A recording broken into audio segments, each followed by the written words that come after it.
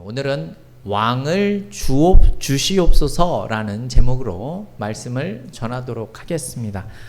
우리는 지난주에 이 이스라엘의 새로운 지도자가 된 이 사무엘의 첫 번째 행하는 일들을 살펴봤습니다. 그게 무엇이죠? 바로 회개 운동이었습니다. 우상 숭배를 멈추고 여호와께 돌아오라라고 이스라엘에 얘기를 하게 되고, 그래서 그들이 미스바에 모여 회개 운동을 하게 되죠. 미스바에 모인 이스라엘 백성들의 모습은 어땠습니까? 물을 길어 여호와 앞에 부었고 종일 금식하고 우리가 여호와께 범죄하였나이다 라고 이렇게 고백을 했습니다. 그래서 이들은 하나님을 멀리했고 또 바알과 아스다롯을 섬긴 것에 대한 회개의 모습을 보이게 됩니다. 그런데 이렇게 이때 미스바에 모인 이스라엘 사람들의 이 모습을 본 블레셋 사람들은 위협을 느껴서 대군을 이끌고 이들을 침략하게 되죠. 공포에 질린 이스라엘 백성들이 사무엘에게 중보를 요청을 하게 됩니다. 그러자 사무엘이 어린 양 한 마리를 가져다가 번제로 바치고 하나님께 부르짖자 놀라운 일이 벌어졌습니다. 하나님이 직접 전쟁에 개입하시게 되죠. 그래서 하나님이 큰 우레를 발하셨습니다. 그러자 블레셋 진영에 큰 혼란이 생기게 되었고 이스라엘은 그때를 놓치지 않고 그들을 쳐서 큰 승리를 얻게 됩니다. 사무엘과 백성들은 그 승리를 기념하기 위해서 미스바와 센 사이에 돌을 놓고 여호와께서 여기까지 우리를 도우셨다라는 의미로 에벤에셀이라는 이름을 짓게 됩니다. 이후에 이스라엘은 평화로웠었고요. 사무엘은 이스라엘 여러 곳을 순회하면서 말씀을 가르치는 모습이 보여집니다. 시간이 흘러 사무엘도 이제 나이가 들게 되지요. 사무엘은 자신의 후계자로 아들들을 사사로 세우는 장면이 그래서 오늘 우리가 읽어봤었던 1절에서 3절에 나온 모습이 보여집니다. 1절을 보면 사무엘이 늙었다라고 이렇게 표현을 하면서 사사를 세웠다라고 하죠. 그래서 사무엘은 자신의 두 아들인 요엘과 아비야를 이 브엘세바의 사사로 세우게 됩니다.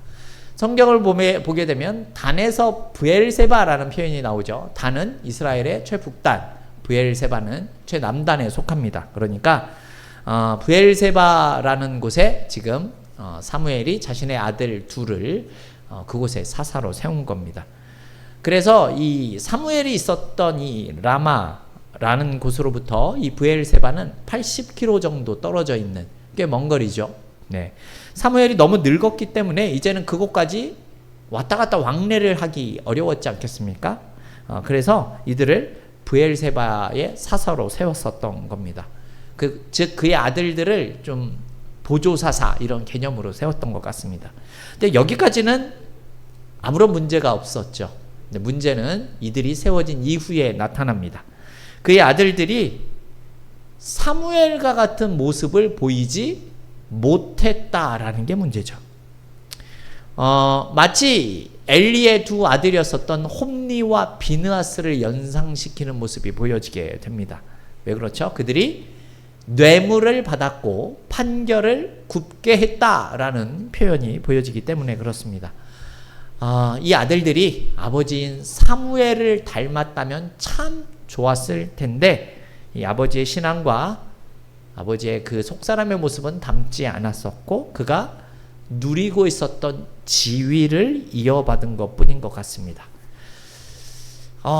우리는 성경을 보게 되면 한 가지 의문을 품게 되는 내용이 있습니다. 그것이 무엇인가 하면 부모의 믿음이 좋다고 해서 자식들의 믿음이 다 좋은 것이 아니다라는 그런 사실들을 많은 경우를 통해서 접하기 때문에 그렇습니다. 여러분 여기서 우리가 깨달을 수 있는 것은요, 부모의 믿음이 좋았다고 해서 저절로 자식들의 믿음이 좋아지지는 않는다라는 겁니다. 철저한 교육과 이 연단의 모습이 뒷받침되어져야 자녀의 신앙도 좋을 수 있다라는 것이죠. 그런데 아마도 사무엘은 이 이스라엘 전국을 다니며 순회하며 이 말씀을 가르치는 일들을 했기 때문에 매우 바쁜 생활을 했던 것으로 보여집니다. 소홀히 하고 싶어서가 아니라 너무 바빠서 아마 자녀들의 신앙을 돌보지는 못한 것 같습니다. 여러분, 또한 우리가 생각할 수 있는 것은요, 이런 상황에서 모든 사람은 결국 하나님 앞에 설 때에 부모의 신앙과 같은 자리에 위치에 설 수는 없다라는 게 문제입니다. 무슨 뜻인가 하면 부모님이 잘하는 것뿐만 아니라 본인이 오롯이 하나님 앞에 서는 모습이 필요하다라는 것이죠. 하나님과 본인과의 인격적인 만남이 이 신앙 안에서 이루어져야 한다라는 겁니다. 그런데 사무엘의 아들들은 그렇지 못했다라는 거죠. 성경은 이런 사무엘의 아들들의 이 타락의 원인을 분명히 기록하고 있죠. 그것이 무엇입니까? 뇌물을 받았다라고 하죠. 뇌물. 판결을 그래서 굽게 했다, 이렇게 말씀을 드렸습니다. 성경은 돈을 사랑하는 것이 일만 악의 뿌리가 된다라고 말씀을 했고요. 탐심은 우상숭배다라는 표현도 성경은 이야기를 합니다. 사사가 갖추어야 할 자세 가운데 이 하나는요, 진실하고 불의한 것을 미워하는 그런 모습이 있어야 한다라는 사실을 이들은 알지 못했거나 잊고 있었던 것 같습니다. 이렇게 사무엘의 아들들이 타락한 그 모습이 결국 이스라엘 백성들이 왕을 요구하는 빌미가 되고 있다라는 것이죠. 우리 오늘 본문의 4절과 5절 말씀인데요. 4절과 5절을 제가 읽겠습니다. 이스라엘 모든 장로가 모여 라마에 있는 사무엘에게 나아가서 그에게 이르되 보소서, 당신은 늙고 당신의 아들들은 당신의 행위를 따르지 아니하니 모든 나라와 같이 우리에게 왕을 세워 우리를 다스리게 하소서 한지라, 이렇게 말씀하고 있습니다. 사무엘이 늙고 그의 아들들이 타락한 그 모습을 보고 이스라엘의 장로들은 위험을 느꼈던 것 같습니다. 그래서 긴급 회의를 열었습니다. 여기서의 장로들은 각 성읍의 원로들을 가리키는 것입니다. 이들이 사무엘에게 나아가서 하는 말이 무엇입니까? 보소서, 당신은 늙었고 당신의 아들들은 당신을 따르지 아니하니까 우리도 모든 나라들처럼 왕을 세워서 우리를 다스리게 하십시다 라고 이렇게 요구를 하는 겁니다. 지도자의 타락이 여러분 백성들의 타락을 촉발시킨 것 같습니다. 사실 이런 모습은 오늘날에도 마찬가지이죠. 여러분, 교회의 지도자의 실책은 작은 것이 생길 수도 있지만 여러분, 이것이 신앙 공동체에 큰 타격을 줄 수도 있음을 우리는 생각할 필요가 있습니다. 이렇다는 말은 또한 교회에서 우리가 직분자를 세우는 일에 있어서 무흠한 사람을 세우는 이유가 여기에도 있다라는 사실을 우리가 기억했으면 좋겠습니다. 여기서 한 가지 더 생각해야 할 것이 있지요. 사실 이미 이스라엘 백성들의 마음은 하나님께서 다스리는 나라에 대한 실증이 있었던 것 같습니다. 어디서 알 수 있죠? 모든 나라와 같이라는 말에서 우리는 알 수 있는 내용이죠. 이 말은 하나님께서 다스리시는 나라가 아니라 이 하나님께서 다스리시는 이스라엘 백성의 그런 고유한 권리와 특징을 포기하겠다라는 그런 의미로 여겨질 수 있는 내용이죠. 그냥 주변의 다른 나라와 똑같이 사람이 왕이 되어서 다스리는 왕정 제도를 받아들이겠다라는 것이죠. 그래서 그래서 이제 이들의 마음을 좀 생각해 보면 이러한 마음이 있었던 것 같습니다. 하나님은 계시지만 너무 조용하시고 천천히 일하시는 것 같고 늦게 나타나시는 것처럼 생각이 됩니다. 더욱이 눈에 보이는 그런 군대들을 이들이 보게 되면서 하나님은 실제 눈에 보이지 않기 때문에 뭔가 하나님을 믿고 있지만 마음에 불안한 것이 있었던 것으로 생각이 되는 것이죠. 그래서 자신들도 이렇게 눈으로 보여지는 왕이 다스리는 나라가 있었으면 좋겠다, 되었으면 좋겠다라고 생각을 한 겁니다. 이들의 마음속에는 이미 이방 나라들의 그 정치 체제에 현혹이 되어 있었다라는 것이죠. 그래서 이 지도자들은 마침 사무엘의 아들들이 타락한 것을 보고 이때 왕을 요구하는 것이 맞겠다라고 그렇게 결정한 것 같습니다. 그런데 이러한 그들의 요구를 사무엘은 매우 못마땅하게 여기게 되죠. 6절과 7절에 나오는 말씀을 제가 또 읽어보도록 하겠습니다. 우리에게 왕을 주어 우리를 다스리게 하라 했을 때에 사무엘이 그것을 기뻐하지 아니하여 여호와께 기도하매 여호와께서 사무엘에게 이르시되 백성이 내게 한 말을 다 들으라. 이는 그들이 너를 버림이 아니요 나를 버려 자기들의 왕이 되지 못하게 함이니라. 이렇게 말씀합니다. 사무엘은요, 이들이 왕을 요구한 것이 하나님과 자신의 권위에 대한 도전으로 받아들였습니다. 그런데 사무엘의 반응을 보십시오. 먼저 화를 내기보다 무엇을 하고 있죠? 하나님 앞에 기도하는 모습을 보이고 있습니다. 사무엘을 보면 항상 하나님께 물어보는 삶을 살아가고 있다는 사실을 알게 됩니다. 여러분, 사무엘은 이러한 기도가 앞서가는 삶을 살았었기 때문에 기도 없이 말하거나 행동하는 모습이 나타나질 않습니다. 그래서 우리는요, 항상 무슨 일을 하기에 앞서서 하나님 앞에 어떤 엎드려 기도하는 이러한 모습이 보여져야 하는 것이 순서일 겁니다. 특히 어떤 사람을 만나거나 어떤 중대한 결정을 해야 된다라고 하면 그 전에 반드시 우리에게 기도가 앞서져야 한다라는 겁니다. 여기서의 기도는요, 단순한 요구를 말하는 것이 아니죠. 여러분, 여기서의 기도는 우리가 하나님의 마음을 헤아리고 아는 것을 의미하는 겁니다. 저와 여러분이 무슨 일을 하든지 간에 이처럼 먼저 하나님 앞에 엎드리는 모습이 나타날 수 있기를 원합니다. 그런데 사무엘의 기도를 들은 하나님의 반응이 의외입니다. 실제로 하나님도 뭔가 서운한 감정을 내비치시지요. 무슨 말을 하시죠? 그들이 너를 버림이 아니요 나를 버려 자기들의 왕이 되지 못하게 함이니라. 이렇게 말씀하고 있다는 겁니다. 이 말이 무슨 뜻입니까? 그들이 너를 버린 게 아니다. 그들이 나를 버린 거다. 그러니까 하나님이 하시는 말씀은 그들의 요구를 들어줘라 라는 의미로 말씀을 하십니다. 여러분, 왜 하나님이 백성들의 요구를 들어주라고 하십니까? 여러분, 하나님은 모든 것을 알고 계시는 예지의 하나님이십니다. 하나님은 그들에게 이런 감추어진 요구나 욕망을 이미 알고 계십니다.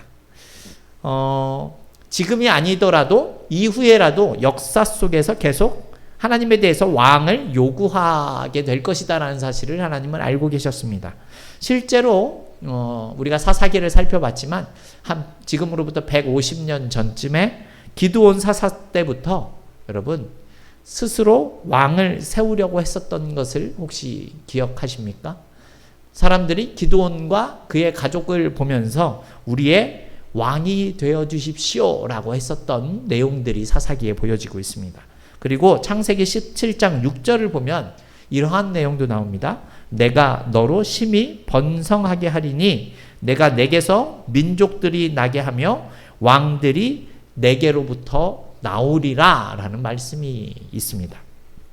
이미 하나님께서는 적당한 시점에 이 왕정 제도를 허락하실 계획을 가지고 있었다라는 겁니다. 그런데 그 순간이 바로 지금이라는 겁니다. 이미 하나님은 오래전에 아브라함을 부르셨을 때부터 이스라엘 나라가 왕이 필요하다, 왕이 왕을 원하는 나라가 될 것이다 라는 사실을 알고 계셨던 겁니다. 여러분, 그렇다면 이 왕정제도가 좋은 일일 것 같으십니까? 나쁜 일일 것 같으십니까? 여러분, 하나님은 사무엘에게 왕정제도에 대한 분명한 경고를 주라고 말씀하십니다. 그것은 왕정제도가 가지고 올 폐단에 대한 경고인데요. 그 내용이 8절부터 18절에 나오는 내용입니다. 우리가 오늘 다 읽어보면서 살펴봐야 하지만 이 폐단에 대해서 세 가지로 요약하면 다음과 같습니다. 첫 번째는 상시적인 징집에 있었습니다. 왕이 백성들로 하여금 자신을 호위하고 보호하기 위해서는 여러분 병거와 말들을 돌보게 해야만 하는 것입니다. 장차 왕으로 인해 백성들이 그 일로 인해서 자유를 빼앗기고 노예가 되는 희생을 감수해야 할 것을 지금 경고하는 겁니다. 또 두 번째는 노동력의 착취입니다. 여러분, 왕이 군사적인 목적 이외에도 자신의 경제적인 이득을 위해서 백성들의 노동력을 착취하게 될 것이다 라는 겁니다. 여러분, 노동력뿐만이 아니겠죠. 밭이나 밭의 수확물들도 왕이 가지고 가게 될 겁니다. 물론 이러한 일은 하나님께서 금하신 부분이 분명히 맞습니다. 그러나 전제군주적인 이 왕 같은 경우는 하나님의 율법을 순종하지 않고 이 백성들의 재산을 불이하게 탈취하게 될 것이다 라는 그런 경고의 말씀이라는 겁니다. 또 남자뿐만이 아니라 여자들의 노동력까지도 빼앗기게 된다라고 하죠. 왜 그렇죠? 여러분, 왕이나 왕궁 이렇게 호화로운 생활을 하는 사람들을 보게 되면 그곳에 많은 누가 있죠? 여성들이 있게 되죠. 많은 여성들의 노동력이 필요하게 될 것이다 라는 겁니다. 또 세 번째는 과도한 세금을 내야 된다라는 겁니다. 여기서 말하는 세금은 우리가 생각하는 것과 조금 다릅니다. 원래 이들은 10의 1조를 하나님께 드리도록 규정이 되어져 있죠. 그럼에도 이제 왕이 별도의 세금을 내라라고 이렇게 한다라는 의미입니다. 여러분, 물론 어떠한 왕이 세워지느냐에 따라서 이 폐단의 정도가 다르긴 할 것입니다. 그래서 왕이 되는 자가 갖춰야 할 자세에 대해서도 하나님께서는 미리 말씀하신 내용이 있죠. 신명기 17장을 보게 되면 그 내용이 조금 표현이 되고 있는데요. 요약을 해서 말씀드리면 이런 겁니다. 왕이 될 자들은 타 민족을 왕으로 세우지 말라라고 이렇게 말씀하십니다. 그리고 병마를 많이 두지 말라라고도 말씀하십니다. 또 아내를 많이 두지 말라 이렇게 말씀하셨고 은금을 많이 쌓지 말아라 라고도 말씀하십니다. 그리고 말씀을 가까이 두고 읽고 하나님을 경외하라 라고 말씀하셨습니다. 즉 하나님은 이 왕정제도 가운데서도 하나님 나라가 되기를, 하나님께서 다스리는 나라가 될 수 있기를 지금 간절히 소망하고 계신다라는 것이죠. 여러분, 이 내용은요, 제도가 바뀌더라도 하나님을 섬기는 그 내용은 바뀌어서는 안 된다라는 사실을 지금 이야기하고 있는 겁니다. 그런데 여러분 어떻겠습니까? 왕 위에 오른 사람들이 이 내용을 잘 지켰겠습니까? 그렇지 않았겠죠. 스스로 하나님의 자리에 오르고자 하는 왕들도 많이 있었습니다. 그래서 이스라엘 역사상 많은 폭군과 악한 왕들이 등장을 했고 백성들은 고통을 당할 수밖에 없었습니다. 이후에 이스라엘 백성들은 이 왕이 통치하는 것이 사무엘의 통치보다, 이 당시 통치하는 것보다 훨씬 못하다라는 사실을 알게 되는 모습이 보여지기도 합니다. 그런데 여러분, 이 고통은 그들이 스스로 선택한 내용이다라는 것이죠. 이 결과는 세상 나라 어디에도 없는 만왕의 왕이신 하나님의 통치를 자랑스럽게 여기지 않은 결과이고 선한 목자를 버린 결과이며 생명의 주인이신 하나님을 버린 결과로서 나타난다라는 겁니다. 여러분, 그렇지만 이 왕정제도의 환상에 빠져 있는 이 이스라엘 백성들의 장로들의 귀에는 이러한 경고가 들어오지 않습니다. 이들은 끝까지 왕을 세워줄 것을 요청하게 됩니다. 그래서 19절을 보게 되면 이러한 표현이 나옵니다. 아니로소이다. 우리도 왕이 있어야 하리니 라는 표현이 나옵니다. 무슨 뜻입니까? 경고 많이 한다고 하더라도 여전히 우리는 왕이 필요합니다. 이렇게 지금 고백하고 있는 모습이다라는 겁니다. 여러분, 그들의 요구, 그들의 욕구가 하나님께서 하시는 그 말씀을 듣는 귀를 지금 막고 있는 현실입니다. 이런 헛된 욕망은 여러분, 우리 인간의 이성을 마비시킬 수밖에는 없습니다. 나타날 결과를 자세히 설명했음에도 불구하고 저들은 여전히 사무엘에게 왕을 달라 이렇게 요구하고 있다라는 겁니다. 더세움교회 성도 여러분, 탐욕이 무서운 이유가 무엇인 줄 아십니까? 탐욕은요, 하나님의 말씀에 대해서 마음문을 닫게 만듭니다. 악한 생각과 탐욕으로 가득한 사람들은요, 하나님의 말씀이나 성령의 음성을 들을 수가 없게 된다라는 겁니다.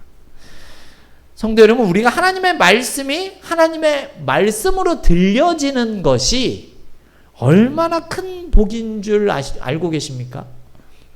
예수님께서 비유의 말씀을 하시면서도 종종 하셨던 말씀이 무엇입니까? 귀 있는 자들은 들으라 라고 말씀하셨습니다. 그죠? 귀가 있는 사람들 중에서도 모두가 듣는 것은 아니다라는 의미가 되겠죠. 저와 여러분은요, 하나님의 말씀을 들을 수 있는 믿음의 귀가 열리기를 소망합니다. 그래야 우리가 믿음이 생기고 성장할 수 있으며 순종할 수 있게 되고 우리의 삶 속에서 하나님의 말씀대로 살아가는 열매를 거둘 수 있게 되기 때문에 그렇습니다. 더세움교회 성도 여러분, 오늘날은 왕정제도라는 정치 시스템 속에서 우리가 살아가고 있지는 않습니다. 이 정치제도는 시간이 지남에 따라 계속 변해오면서 우리는 민주주의라는 이 제도 안에서 살아가고 있죠. 하지만 앞으로 이것도 어떻게 살아가게 될지, 어떻게 변해갈지 우리는 알지 못합니다. 그렇지만 이 세상이 아무리 바뀌어도 절대로 변하지 않는 한 가지 진리가 있다라는 사실을 오늘 우리가 기억해야 합니다. 그것이 무엇입니까? 오직 하나님만이 우리의 왕이 되신다는 사실입니다. 오직 만왕의 왕이신 예수 그리스도만이 우리를 구원하실 수 있는 유일한 분이시다라는 사실입니다. 그렇다면 여러분, 이러한 모습이 우리의 삶에서 어떻게 나타날 수 있는 것이겠습니까? 오늘 말씀에 나온 사무엘처럼 여러분, 우리의 매사의 삶을 하나님께 말씀드리는 겁니다. 기도하는 거죠. 왕이신 하나님께. 그러나 기도는 내가 바라고 원하는 것만 이야기를 하는 것을 말하는 것은 아닙니다. 여러분도 보시면 아시겠지만 로윤이가 저한테 대단한 걸 요구하지는 않습니다. 하지만 저한테 요구만 하죠. 네, 제가 이렇게 해라 저렇게 해라 이런 것은 잘 생각하지 못하고 알지 못하지만 본인에게 필요하다라는 사실만 계속해서 요구합니다. 여러분, 우리가 하나님 앞에서도 늘 바라는 것들만 요구하는 모습이 있다면 여러분, 우리의 신앙은 어린아이와 같은 신앙의 모습으로 머물러 있을 수밖에 없다라는 것이죠. 그래서 여러분, 우리의 신앙이 성장하기 위해서는 왕이신 하나님이 나에게 어떻게 말씀하고 계시는지를 우리가 들을 수 있는 귀가 필요하다라는 것이죠. 우리가 이렇게 왕이시는 하나님이 하시는 말씀을 듣게 되고 그 말씀대로 하나님을 섬기며 살아갈 수 있다면 여전히 하나님은 우리의 왕으로서 살아 역사하시고 우리의 삶을 통치해 주신다라는 겁니다.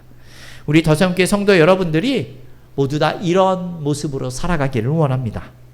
그래서 나를 통하여 그리고 우리 교회를 통하여 하나님이 다스리시는 나라가 날마다 세워지고 확장될 수 있기를 주님의 이름으로 축원합니다.